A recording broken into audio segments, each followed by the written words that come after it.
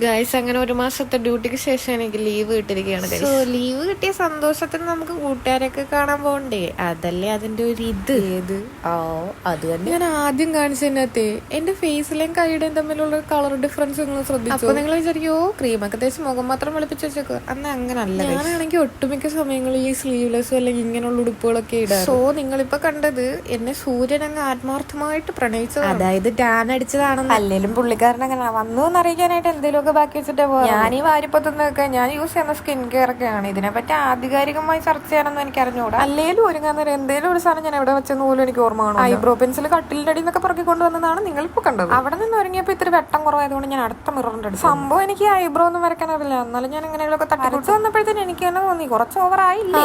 ഇനിയിപ്പോ ഓവറായാലല്ലേ കുറച്ചൊരു ശ്രദ്ധിക്കൂ.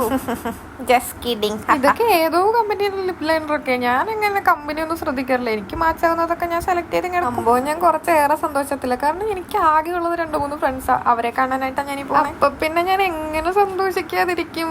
ഊബർ വരാനുള്ള ലാസ്റ്റ് 10 മിനിറ്റിലാണ് ഞാൻ ഈ റെഡി ആയാലും എനിക്ക് ധൃതി വെച്ച് ഒരുങ്ങുമ്പോഴാണ് ഇച്ചിരി സമാധാനം കിട്ടുക. എന്തായാലും കണ്ണി കണ്ടതെല്ലാം എടുത്ത് വലിച്ചു വരെ തേച്ചിട്ടുണ്ട്. ഇതിനും ഒരു കുറവ് വേണ്ട. എല്ലാം ഇത്തിരി കൂടിയിരുന്നു. എന്റെ ഊബർ ചേട്ടൻ വെളിയിൽ വന്നിട്ടുണ്ടെന്ന് പറഞ്ഞിട്ട് എനിക്ക് കോൾ. അങ്ങനെ ഞാനെല്ലാം വാരിപ്പറക്കി ഊബറിൽ കയറി.